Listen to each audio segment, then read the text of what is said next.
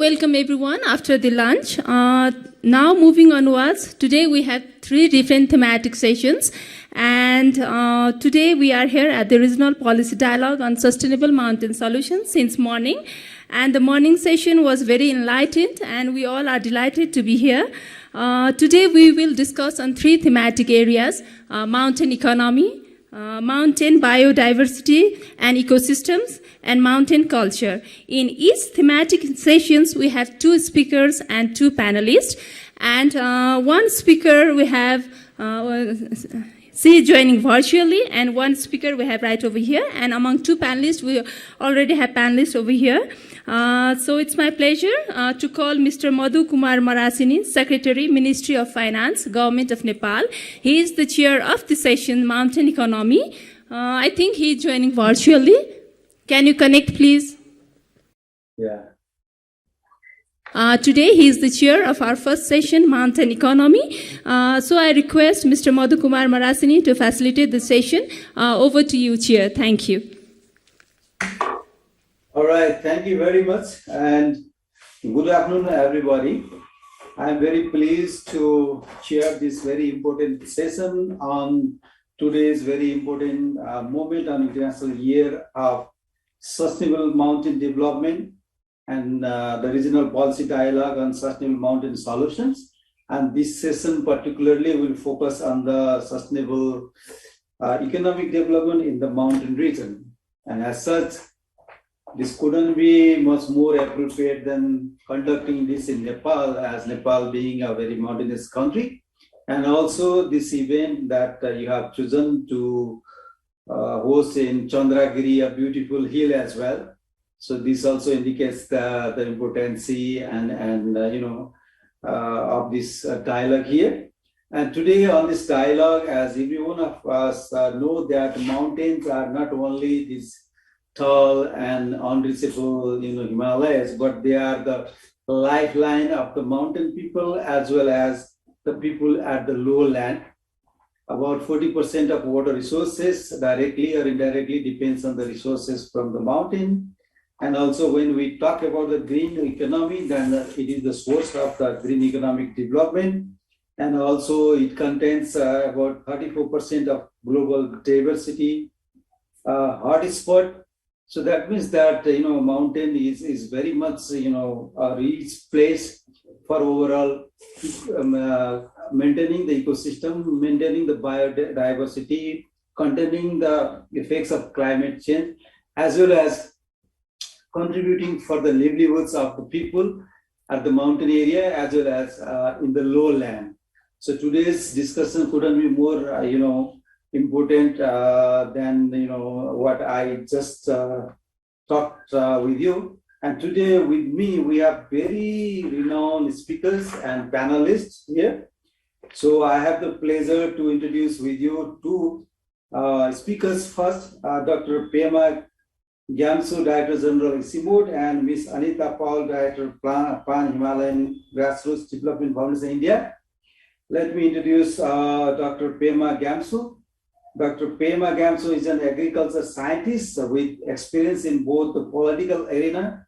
He was Bhutan's first democratically elected Minister of Agriculture and Forest, who was in the ministry from 2013 to 2018, as well as he is a development worker as well. Dr. Gyamsu has over 3 decades of leadership experience in environment and sustainability, agriculture research, natural resource management and planning, and many other related areas.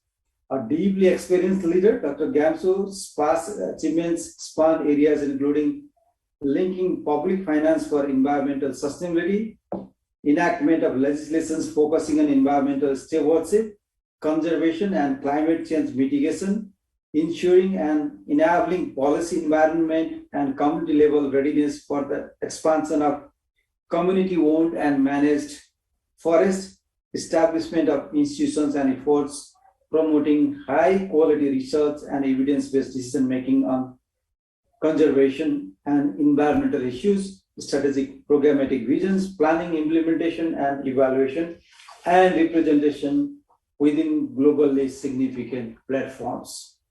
With us today, the second distinguished speaker is Ms. Anita Paul, Director, Pan Himalayan Grassroots Development Foundation, India. Ms. Paul, with a master's degree in social work from Delhi University, Anita Paul has been involved directly with community development programs. In 1992, she co-founded Pan Himalayan Grassroots Development Foundation, a voluntary organization which spearheads sustainable mountain development initiatives in Indian Himalayan regions.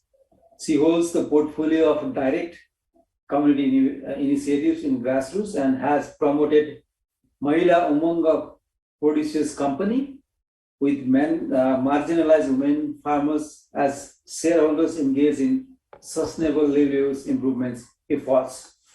And with us, we have two more very distinguished panelists, Dr. Stephen Dano, Sector Leader for Sustainable Development, the World Bank, and Dr. Dilras Khanal, former Member of Parliament, as well as a former member of National Planning Commission. Let me also introduce Dr. Stephen Panu and Dr. Khanal.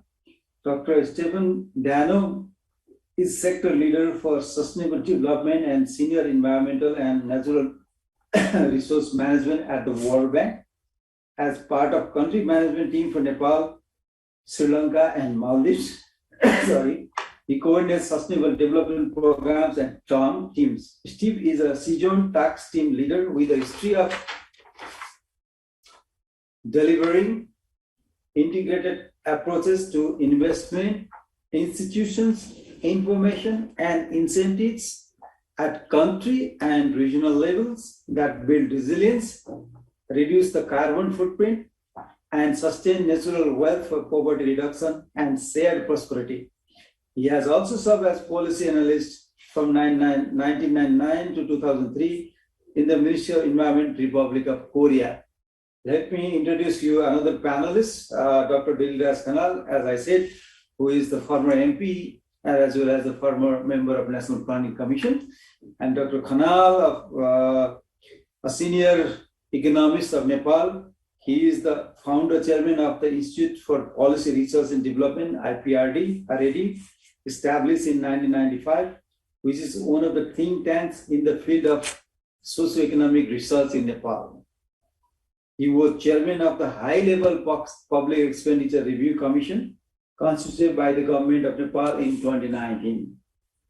Presently, he is visiting professor at the Department of International Relations and Diplomacy, Tribhuvan University, and teaches international political economy. And Dr. Khanal has written dozens of books in the areas of economic development, mainstreaming the policy agenda, social security, economic integration in South Asia, and in many more areas. So with this introduction, which may not be enough, but to just make them familiar with all the viewers and participants. Now I would like to invite the first speaker, the DG of Ishimor, Dr. Pema Gamso, to make his presentation, please.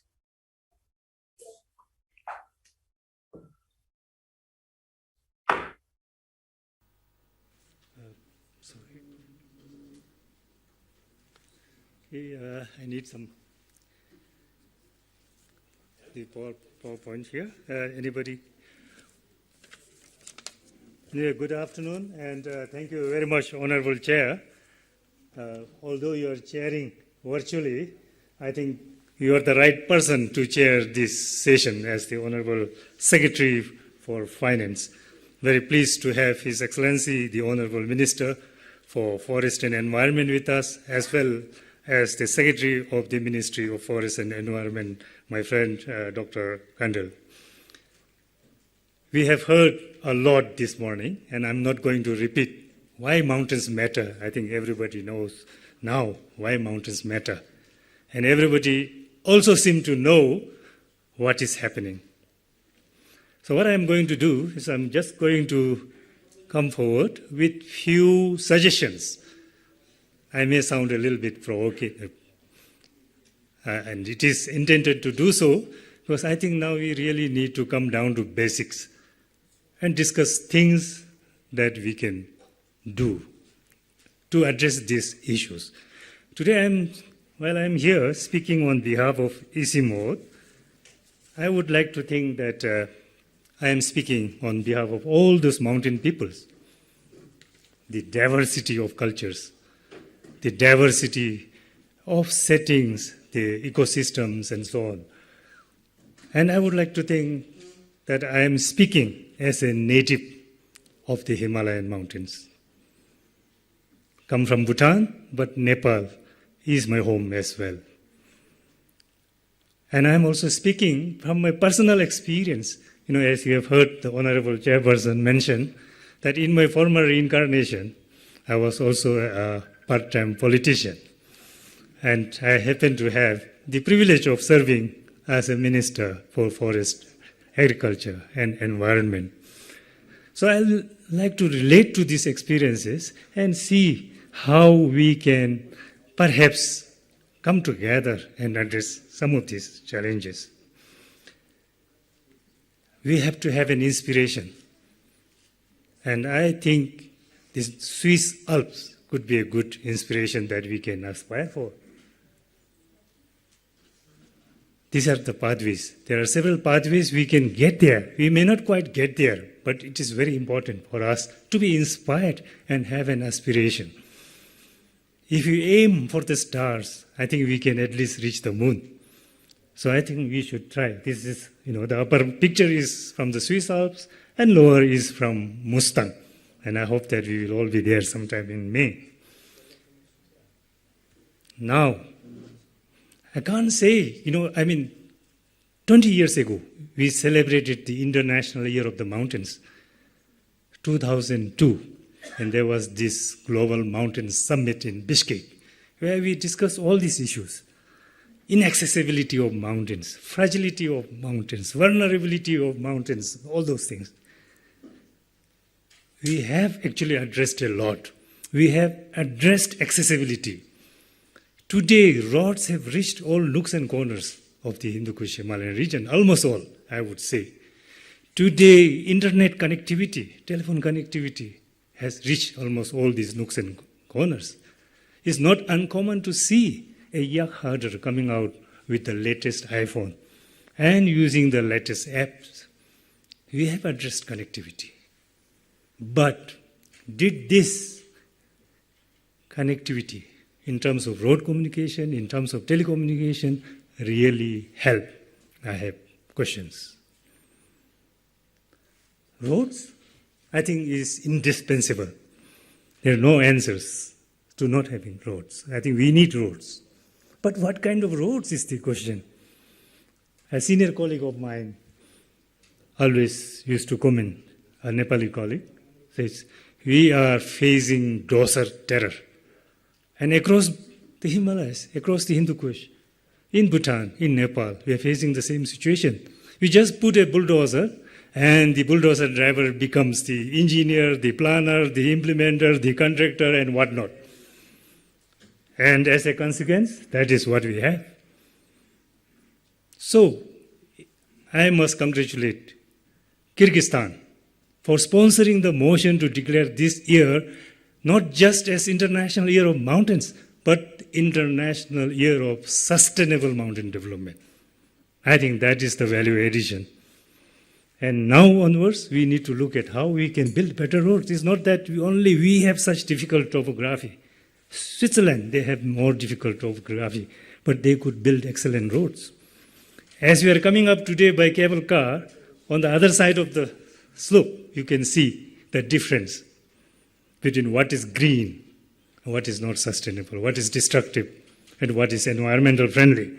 So let us aim for having more roads like this. Next. I heard this morning someone refer to the identity of the Himalayas.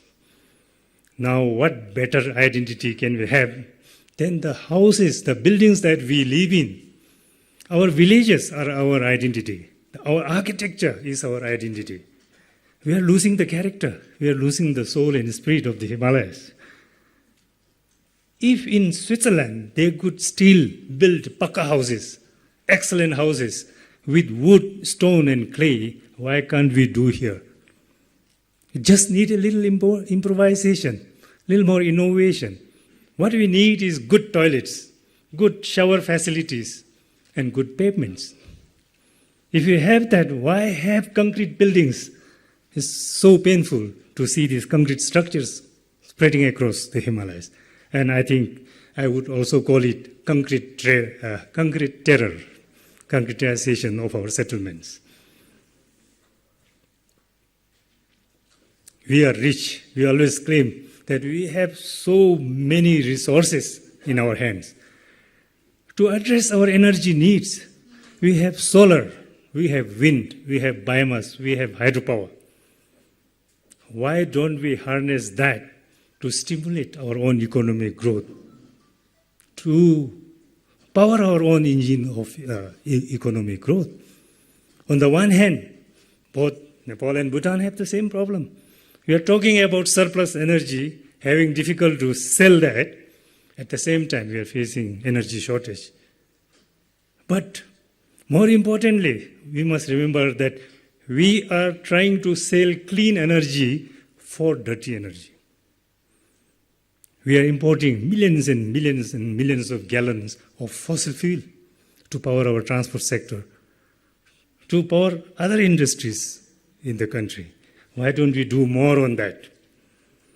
Now here, I'm going to be a little bit more provocative, just one more.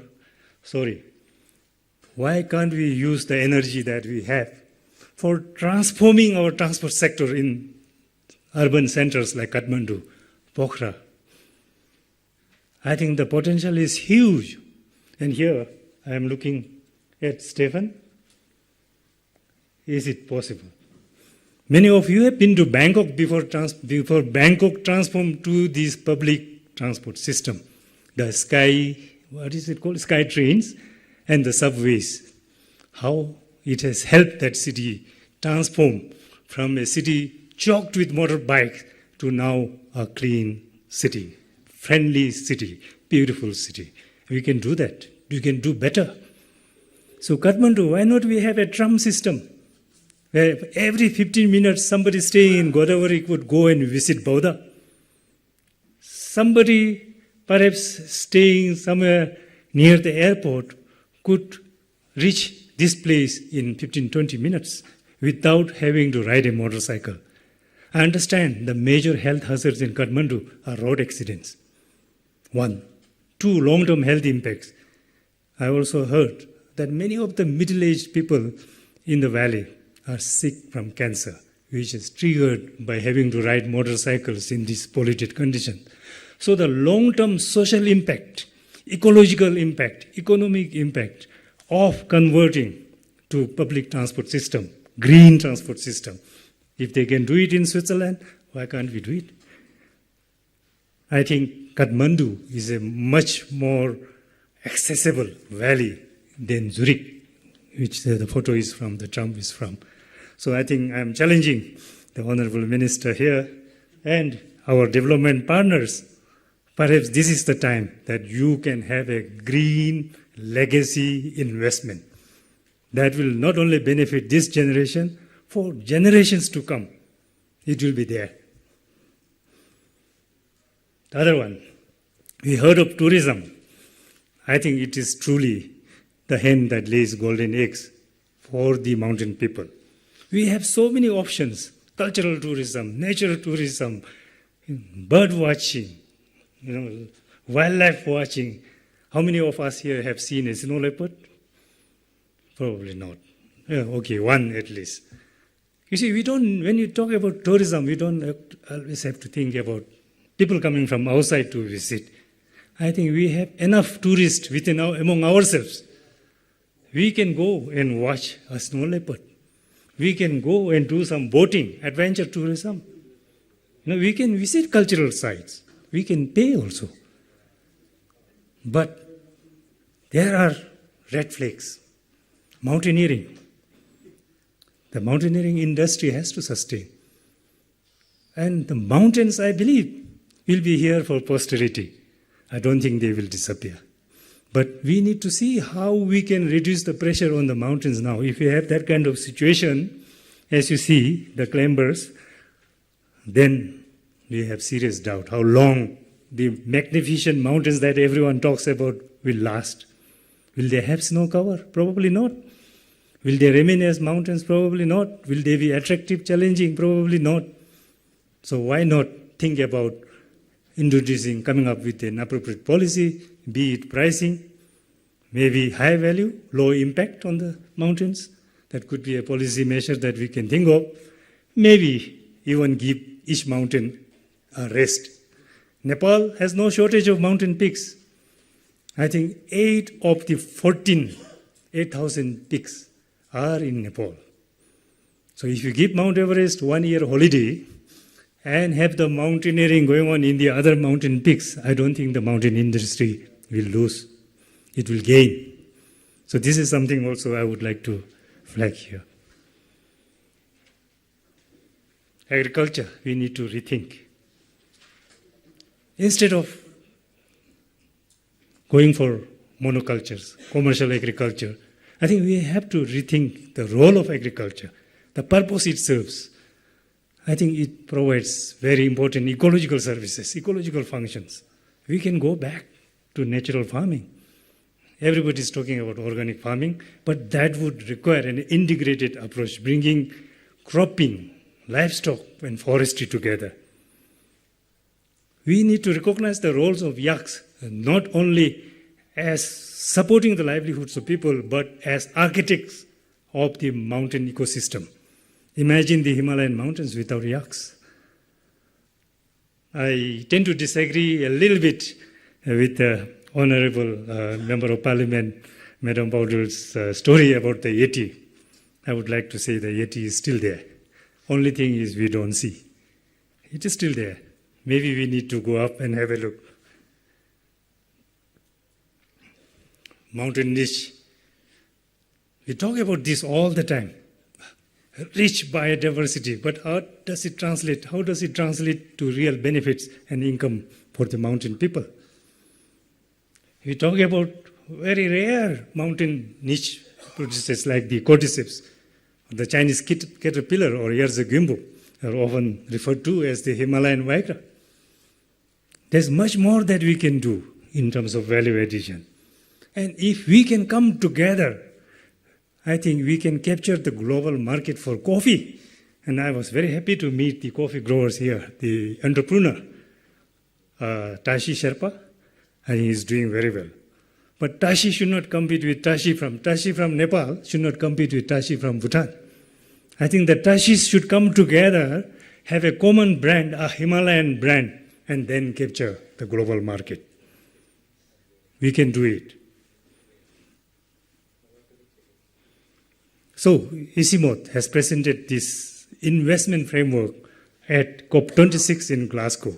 Honorable Minister was there, and here we have discussed ways and means of promoting prosperity in the Hindu Kush Himalayan mountains. We need to reach a climate-resilient green economy. We need to build climate-resilient communities. We need to have finance that would support this development. So within this framework, I think it is important for the region to come together as they have pledged. 2020 October, that was the day I joined ICIMOD. We had a ministerial summit, and all the ministers from our member countries, 8 member countries, signed this declaration, committing our region to take collective action against climate change and in favor of working together to seize the mountains of opportunities. Finally, I would like to thank the government of Nepal for taking a leadership role. Nepal has always been in the forefront of representing the mountains and mountain people and mountain issues. We are happy that so many partners are here to support Nepal, support our region, the World Bank, the FAO, United Nations, IUCN, WWF, TCA, KIRDRAC, and all the others who are attending this function virtually. The good thing is Nepal is still the darling of development partners. This is a good opportunity for us to transform the energy sector, the transport sector, the tourism sector. So let's do it. It will take moving mountains to change mountains. If you want to develop mountain sustainability, perhaps we need to move some of the mountain sort of limitations, constraints. So I plead to you all, Honorable Minister, Honorable Chair, that we can have a more concrete agenda up in Mustang when we meet there in May. Thank you and Rashidalik. Namaste. Thank you very much, Dr. Pema Gatso. You are not only a DG of ICIMOT, but you are a development practitioner, you are a mountaineer person, and you are a political leader also. So your speech was so much inspiring for us, all of us participants as well. And since I am joining virtually, I now realize that Honorable Minister for Forest and Environment is there. And also the Secretary, Forestry Ministry, and many colleagues from the development partners. My greetings to you all and regards to you all. And Dr. Gatso highlighted so many areas, that are very much useful for us. And then we as a policy planners, we have to also think of picking the way of directions that he has highlighted and try and also keeping them in our policy planning process. I will come back that when I conclude. But now I'm very pleased to invite our next speaker, Ms. Anita Paul, Director, Pan Himalayan Grassroots Development Foundation, India. So we have 10 minutes time because I didn't mention about the time to Dr. Gamso, and he was a politician also, so he took a bit of more time, but it was interesting, Dr. Gamso. Well, Ms. Anita Paul, please. Floor is yours. Namaste to all. Thank you for inviting me to this policy dialogue. I must congratulate Nepal and my colleagues over there to start this whole, globally to start this, the ceremonies for celebrating our mountains. Thank you very much for inviting me to this forum. I would just like to quickly, so thank you all. And yes. So to begin with, I would just, everybody earlier in the inaugural sessions has already spoken about what mountains do for us.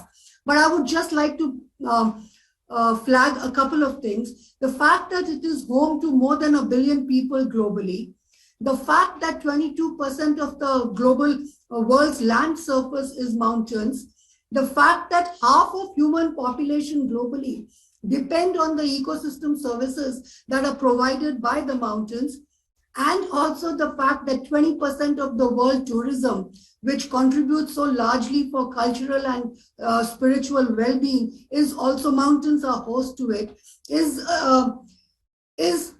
good enough reasons for us to celebrate and also deliberate sustainable mountain development solutions. I'm so honored to be speaking in this first thematic session where mountain economy is the focus of discussion. And it is true that these beautiful mountains are not just mountains. It provides much more than just beauty. It is actually the foundations for some very critical outputs in agriculture, horticulture, non-timber forest produce, some ingredients for our pharmaceuticals, minerals, energy, the fact that it is the water towers, the fact that it is the center for spiritual and cultural recreation is in a way the very drivers of it's like a foundation for the mountain economy, so to say, if we look at this whole matrix. And also globally, there is a realization that nurturing ecosystem services is critical, and thereby there is a focus on green economy and the growth of green economy. And I think in that scenario, mountains has a role to play with focus on regenerative agriculture, responsible tourism, provided, as the DG Isimod highlighted earlier, we can highlight and the mountain origins and our territorial diversities. Somewhere in this Hindu Kush region, we need to bring that to the front of the global consciousness. While we have these opportunities, it's a fact that we also have some challenges which all of us are well aware of, but I will just quickly go through it because somebody in the inaugural session said from mountain problems to solutions. So if we have to get there, we should just probably keep some of these things in fact. The fact is mountain communities are amongst the most vulnerable to climate impacts. The fact is that land degradation, desertification, deforestation, probably because of excessive use and extractive policies and other pressures, climate change and climate emergencies are here to stay. Our water resources are drying up. It's a fact that we have poor and non-existing infrastructure. Added to that, what our colleague highlighted, also infrastructure which may not be appropriate. So food and nutrition insecurity, out-migration, natural disasters with loss of life and infrastructure, we are all familiar with it, and probably all this is here to stay, provided unless and until we have a call for action and we try and change it. Added to this is that we appreciate that our mountain economies, our outputs are small. It's a small ticket size economy, which prevents thereby the markets from coming to the mountains. It is we as the residents of mountain communities, we have to go and access markets. Rarely do they come to us. So in short, what is happening is we living in the mountains, we continue to live on the edge and also somehow find ourselves to be the custodians of critical ecosystems, which is important not just for our own selves, but also for mankind living downstream. So if we look at this and then who within the mountain communities are most at risk, and I can't help but since I've been given this opportunity, I would like to say that due to our male out-migration, women are left as the primary stakeholder to deal with all the major issues on their own. Feminization of a hill agriculture is a norm, not just in India, but I think in Nepal, Bhutan, and probably the entire Hindu Kush region. With no resources such as land ownership on her name, for her to generate collateral and seek financial assistance or be a player in the entrepreneurial ecosystem is very difficult. Reduction with the result that with all the problems which are highlighted in earlier, reduction in cropped areas and erosion of agrobiodiversity is also a reality which we need to grapple with. Lack of engendered policy initiatives, basic infrastructure for health, for education, all this is adding to the brain drain of a youth, especially because somehow we have to think of ways and means of matching their aspirations to our policies and development issues going forward. Our senior citizens are in a very depressed state of mind because they find themselves also as on the forefront of receiving, they are on the receiving end of all these changes which are happening so fast. However, everything is not lost. As we all said, we do have opportunities, and I think with this whole trend towards green economy, which recognizes the value of responsible production systems, we have an opportunity for growing our niche mountain produce, which will then add to the resilience of mountain people. And provided we adopt a value chain approach, we adopt fair trade practices, and we inculcate this whole thing of transparency between the producers and get the consumers on board along with us. Conservation of agrobiodiversity is very, very important. While it is eroding, we still have enough to be able to jump back, so to say. Preservation of some ancient techniques, our handicrafts, our handlooms, our natural dyes, along with affirmative policy innovations. I think it will be the way forward for getting markets that will empower our producers. I would once again like to highlight, because the DG Isimod earlier said, why can't we keep Switzerland or the Alps as a thing in front of us? The point is, it's not them or us, it's not the Alps or anything else. It is, we have to preserve our territorial origins, because we have to look at exploring new approaches and new processes, and that can only happen through strategic collaborations and regional partnerships. You know, I would just like to take a minute here. Earlier in the inaugural session, Rosa Laura ji had mentioned about the Mountain Partnerships product initiative that can be viewed as a way, as a new approach to going forward. I would like to say that that was a global labeling or a certification kind of process where Nepal Jumla beans are also part of the whole thing. And some products from India is also there. While that is a global thing, nothing prevents us from strengthening our regional chapter and looking at ways and means of accessing markets together. You know, Nepal, well, Hindu Kush could do it together. This is a good opportunity. It's the beginning of the year. We should have many more dialogues to work out the ways and means and bring this whole territorial origins. Why can't we have our Rajma? Today, if you look at Google, who is the largest producer? Only Mexico and some other states of India shows up, and Nepal and the IHR doesn't show up, while we have very precious gene pools sitting with us. So strategic collaborations and partnerships, I think, is the need of the hour. And while we are doing that, it is true that the theme for this year's International Mountain Year is She Moves Mountains. So putting the women in front, putting women farmers and artisans at the forefront of transformative change is, we need to do that. I'm so glad to see that one of the themes that Nepal is going to be celebrating is mountain women going forward, leading up to Mustang. So creating models of fair trade enterprises which are based on sound production processes, farmers and artisans practicing natural farming and handmade.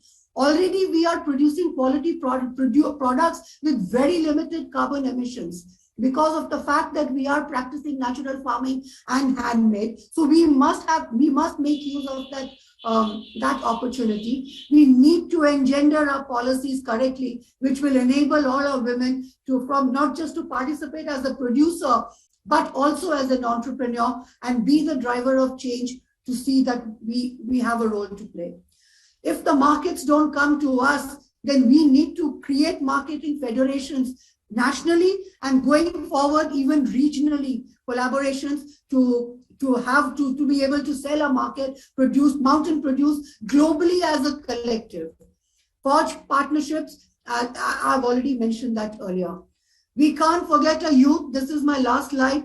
We have to bring them on board. We must factor in that their aspirations are changing. So business as usual models may not work, but we have to kind of bring them onto the discussion board.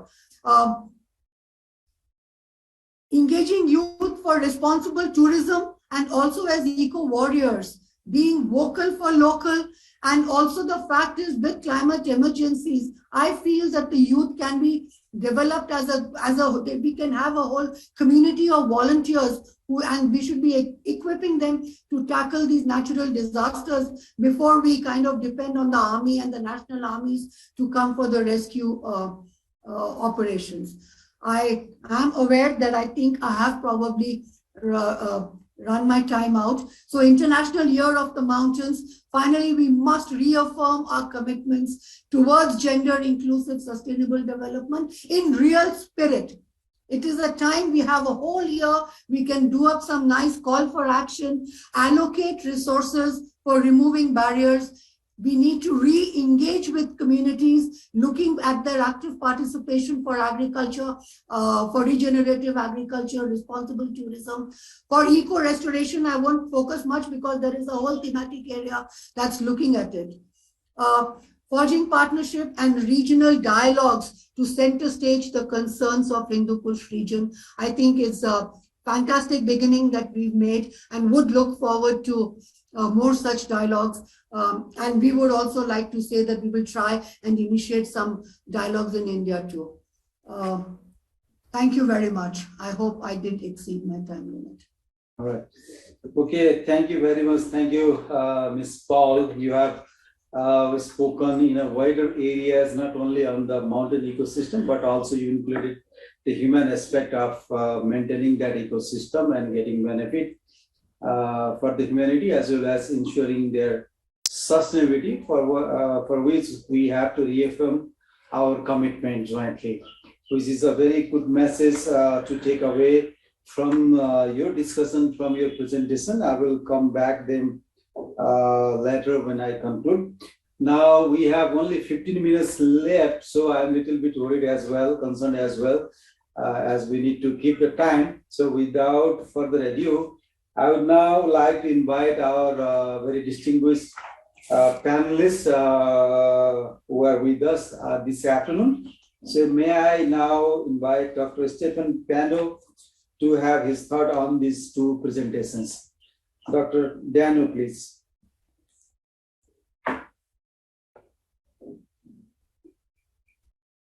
Thank you, Honorable Finance Secretary, and thank you, colleagues, Honorable Minister and other secretaries.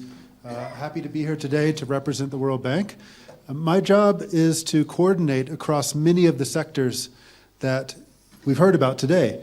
The two presenters talked about green agriculture, they talked about public transportation, they talked about renewable energy, they talked about indigenous people and the diversity of life and lifestyles and livelihoods. They talked about water resources, and they talked about disaster risk management, and they talked about housing. These are complex issues individually. You bring them all together, it's even more complicated. But development is complicated. The human experience is complicated. And I agree with the last presenter who said if we continue with business as usual, we are not going to get where we collectively, as an assemblage of human civilizations, need to be. We need to get to a better place. And I appreciate very much the visions that the two presenters have articulated.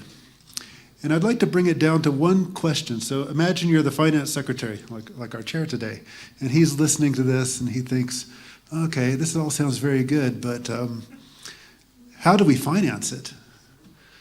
How do we finance this complicated set of development outcomes that we all want? This greener, more resilient, more inclusive world in a very difficult part of the world, the Himalayas. Where do we find that money? The financing from the World Bank is a small part, a very small part.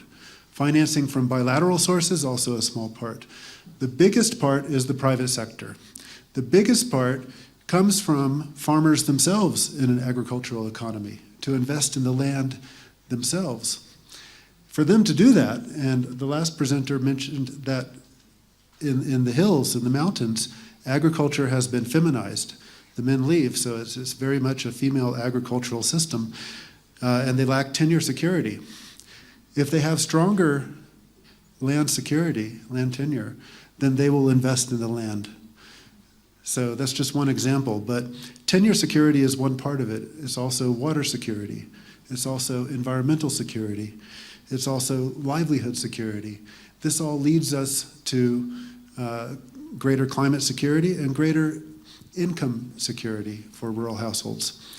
Now, back to the question of how to finance it, I'll just give one example that we at the bank are very proud to support, and that is the government of Nepal, with the leadership of the Ministry of Finance and the active participation with the Ministry of Forest and Environment and many other line ministries and 17 development partners and private sector entities, we have all come together in partnership around GRID, Green, Resilient, Inclusive Development.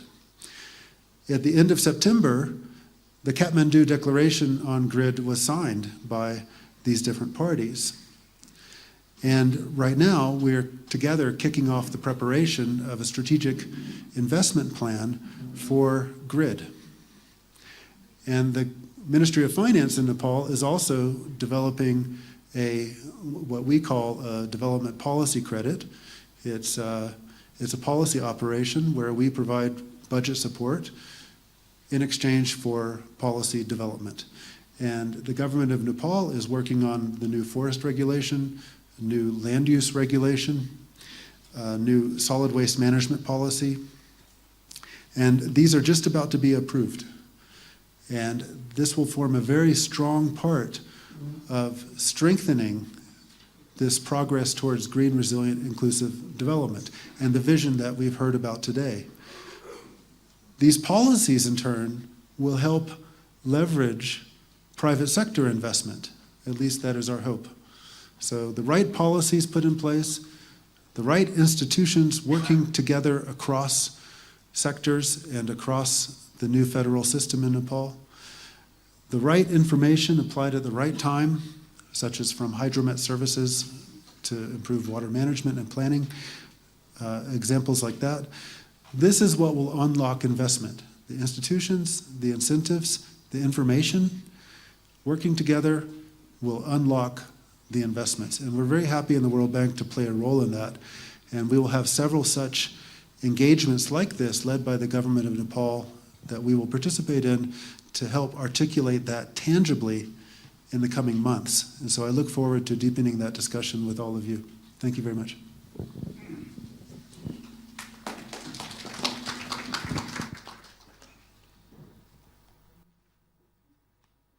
And we are here to make it less complicated and leverage more resources. And of course, we have to look at the private financing, because the financing only by the government or the development partners will not be sufficient enough to, to make these mountains not only the home for difficulties, but also the home for prosperities.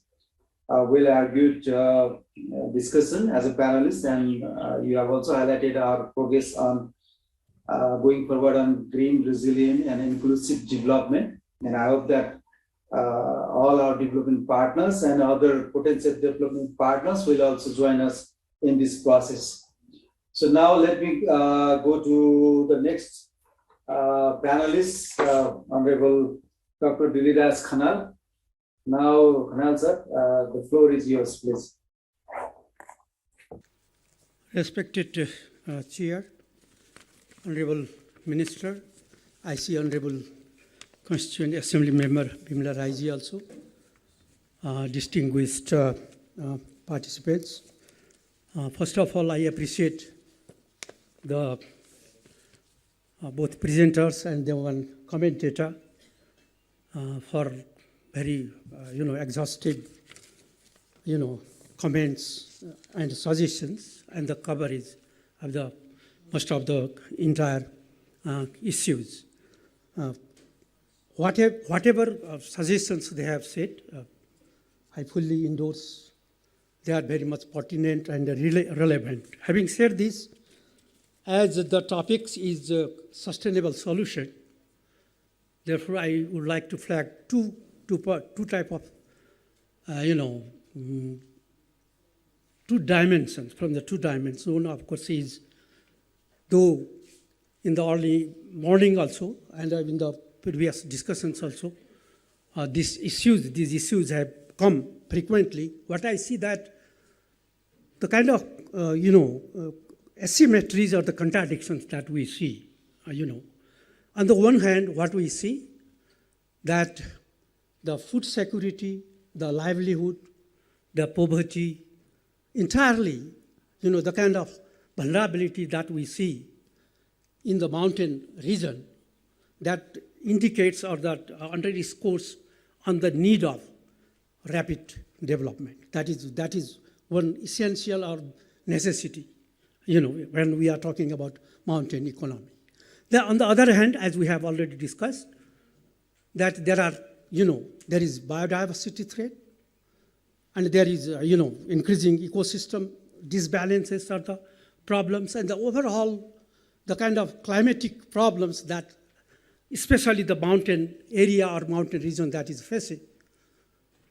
That indicates that the kind of, development or the kind of, socio-economic development that is essential, that maybe because of these factors that have to be halted or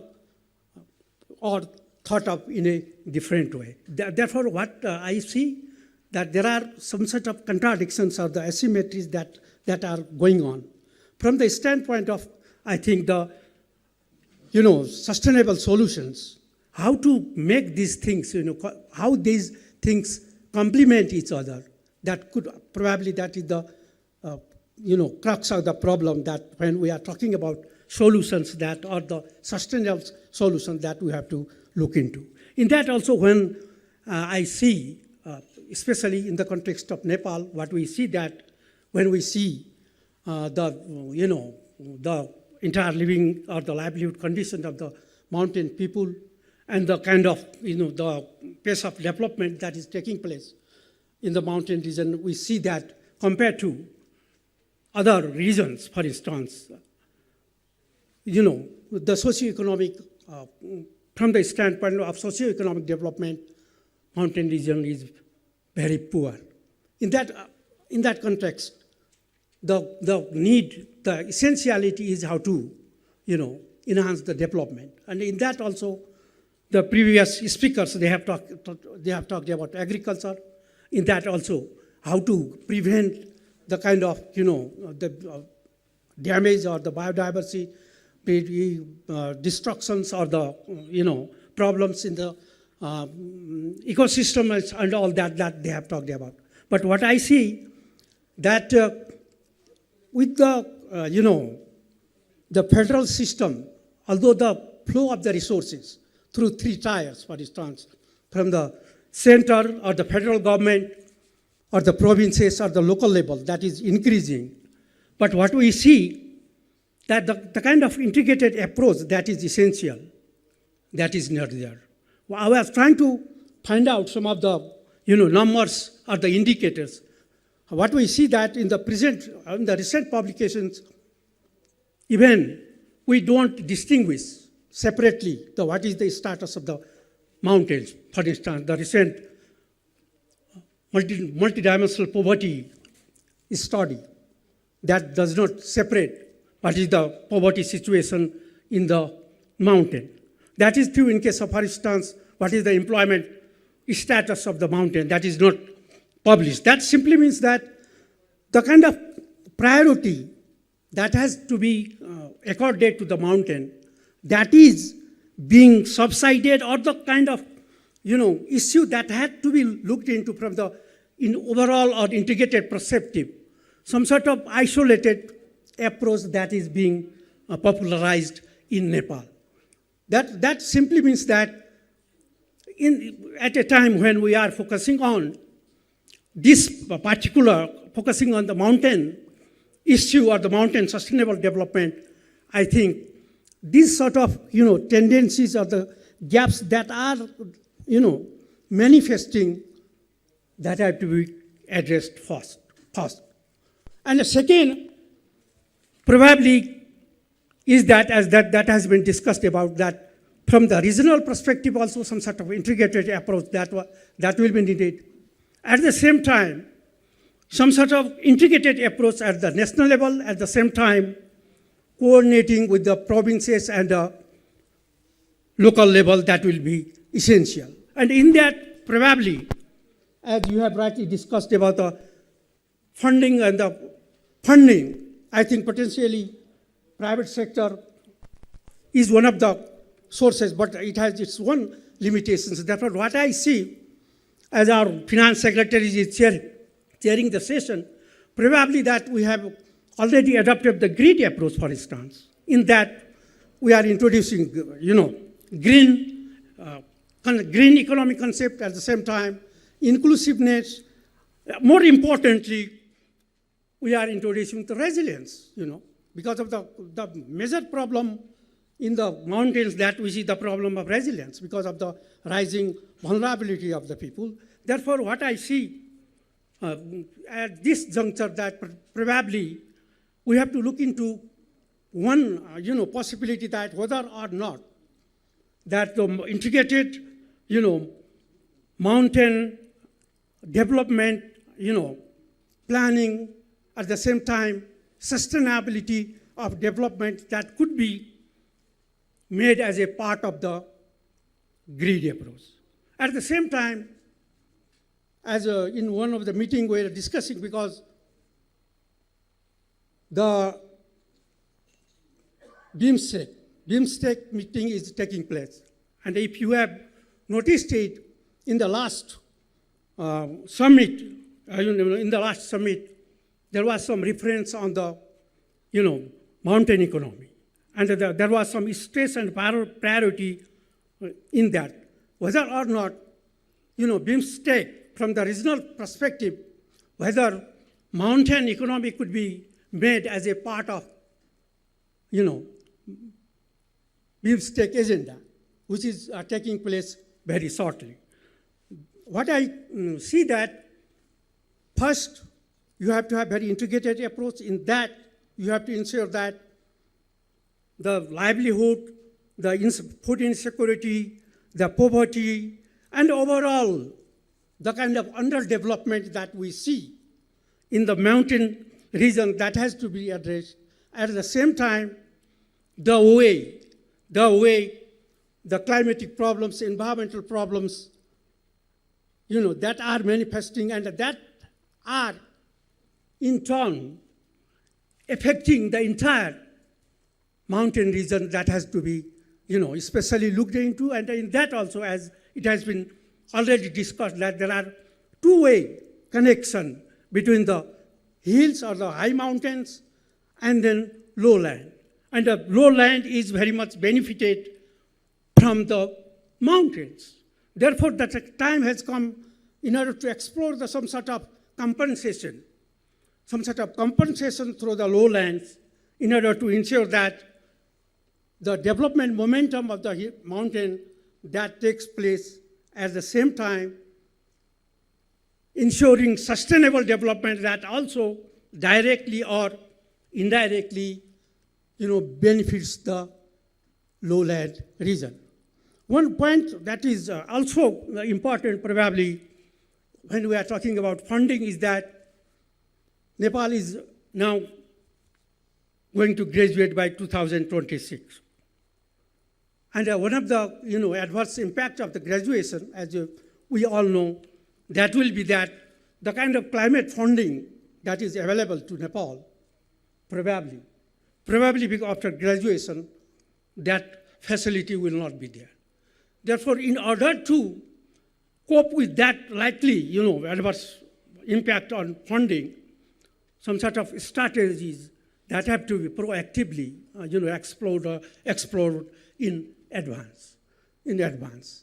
That, in short, what I say that an integrated approach in that probably the focus should be on people's livelihood. In that, what I see that the social protection, and as we see in the post-pandemic period, many of the countries that are experiencing or that are experimenting some sort of universal minimum income approach. In a way that instead of, distributing, funds or the distributing in the name of society to all people, including very rich people, the threshold that is fixed, and based on that, those who are below, for instance, poverty line and face so many livelihood and other problems, that they are supported. Therefore, given the vulnerability of the mountain population, I think, given the vulnerability of the mountain economy, probably time has come to, look into the livelihood and the development issue very specifically in the context of mountain economy. In that way, when we perceive or we view or we we, envisage the mountain, integrated development plan by ensuring a sustainability aspect, probably that will contribute a lot. And this is probably a time when we are, focusing on this particular agenda. Let us have not only the agenda, but the concrete action plan so that, the kind of, problems that we are envisaging or facing, that could be gradually resolved. With these few words, I thank you all.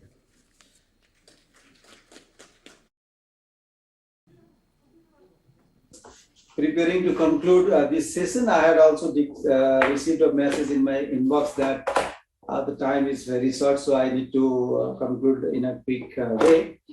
So thank you very much to excellent presentations, Dr. Pema Gyatso and Dr. Stephen Dano, and also very learned and excellent commentators as a panelist, Ms. Anita Paul and Dr. Diliraj Khanal. The issues that you have highlighted have been very much useful for us who live in this part of mountain area, in this part of the world, and where about 40% of people are dependent directly or indirectly in their livelihoods. And also it is the major home for the containing the global climate change. Dr. Pema Gyatso's example of Swiss Alps model, we can learn a lot from there.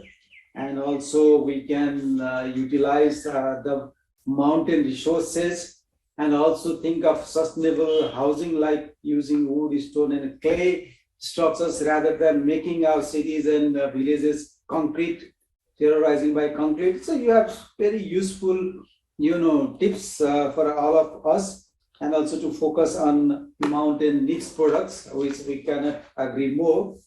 Ms. Anita Paul, you have also highlighted for the strategic collaboration and partnership among us, and particularly, putting the women and the youth in the forefront on this maintaining the mountain ecosystem and also promoting towards a green economy, getting to facilitating to getting into the markets, and also we need to have, of course, many more dialogues in this area, which I hope that we all agree on. As a panelist, so happy that Dr. Dano, you have highlighted our understanding and agreement, and also the joint Kathmandu Declaration between development partners and government of Nepal. And I hope that there will be more partners as well joining us. We are also equally looking forward that the private sector will also join us in this GRID approach, green, resilient, and inclusive development approach, which is very much relevant and timely approach, because the focus now, especially after the Glasgow, is more on green financing, more on climate financing, more on green economy. So let us also encourage the private sector to join us in this great development approach. And Dr. Khanal, you have rightly pointed out that we have to look at the sustainable solutions of our problems, and there is asymmetry, and there is poverty and vulnerability, and despite a lot of opportunities in the mountain regions. So let us convert these contradictions into solutions and complement those things to each other, and go for the integrated approach of developments. And as you rightly pointed out that Nepal is also preparing for the LDC graduation. So we have a lot of homeworks to do, and also keep that the economy, Nepal's economy, the mountain economy that we have been talking will not be jeopardized, but this LDC graduation will also open for new opportunities, new investment into Nepal. So excellent and rich deliberations. I would like to thank both the speakers and both of the panelists. And I would like to apologize to the floor, because we were not able to give you time for the question and answer. I believe that Honorable Minister and all distinguished participants in there have enjoyed this session on mountain economy. Let's commit that we turn these mountains as mountains of opportunities. Thank you very much, and thank you very much for giving me this opportunity to chair this very important session. Thank you all.